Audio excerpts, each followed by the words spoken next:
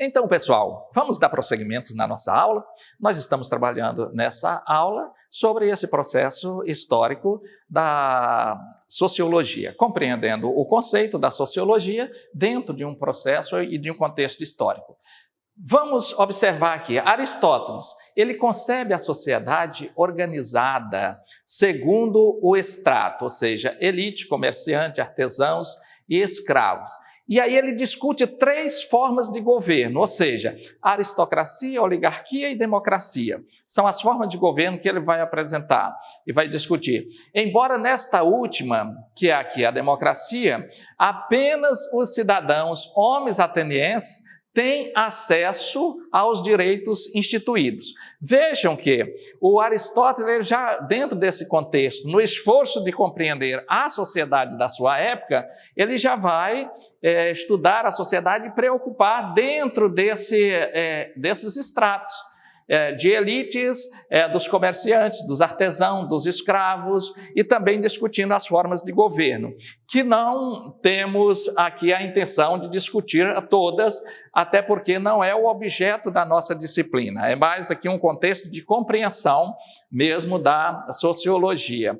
E aí vejam que ele vai colocar aqui, mesmo quando a gente estuda a Grécia como berço da democracia, a gente não pode generalizar, porque quando nós falamos da democracia da Grécia, nós estamos falando de um aspecto que ocorria em Atenas e que, como era essa democracia que ocorria em Atenas? Quando os cidadãos atenienses tinham a oportunidade de discutir as questões relacionadas às práticas sociais de Atenas. Mas quem discutia essas práticas sociais, que nós chamamos de democracia? Somente os cidadãos, homens e os que tinham poder aquisitivo e que eram nascidos em Atenas. Por exemplo, quem era nascido em Corinto, quem era nascido em Teba, quem era nascido em Esparta,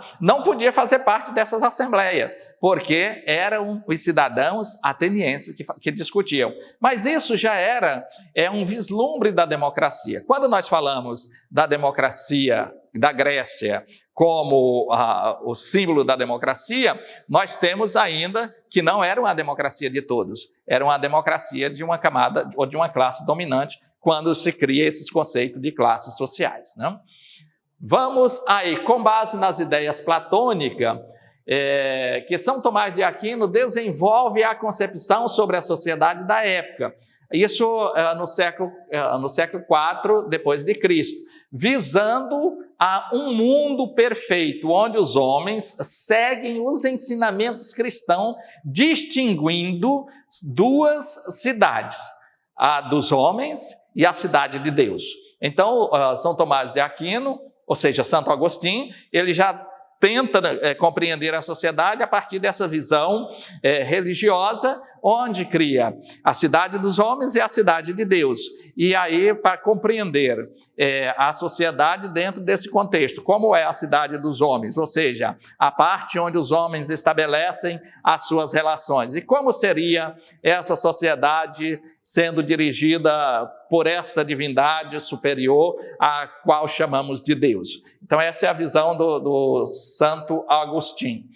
São Tomás de Aquino, aqui já no século XIII, ele se baseia na filosofia aristotélica, né?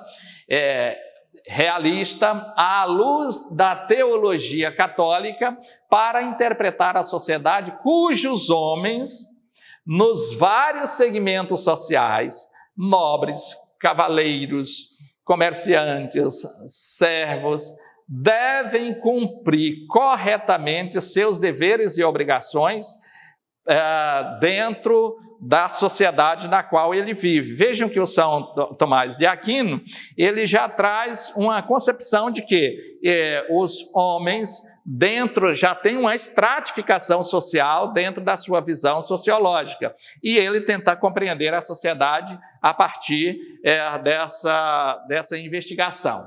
E a sociologia como ciência? O que nós vamos observar aqui, que enquanto ciência, a compreensão da sociologia como ciência só é possível a partir das grandes transformações ocorridas ao longo do tempo. A ciência, ela já existe. A ciência, ela já existe. Em si, ela já existe. O que compete ao homem é descobrir a ciência. No caso das ciências sociais, das ciências humanas e sociais aplicada, é descobrirmos a metodologia apropriada, ou seja, o paradigma de construção dessas ciências. E aí sim, a sociologia, a partir desta investigação, ao longo do tempo que ela vai se constituindo, ou seja, ela já é ciência, mas vai sendo interpretada e vai sendo chamada para dentro do contexto científico. Quais os principais acontecimentos que possibilitam o surgimento dessa ciência? Vamos ver, então, quais são os princípios. O Renascimento cultural, que é ali o ponto central para o fim da Idade Média e início da Idade Moderna. No Renascimento, aí nós temos agora aquela concepção que as explicações para o que ocorre no mundo e na sociedade não são mais explicações teocêntricas, o que era utilizado na Idade Média.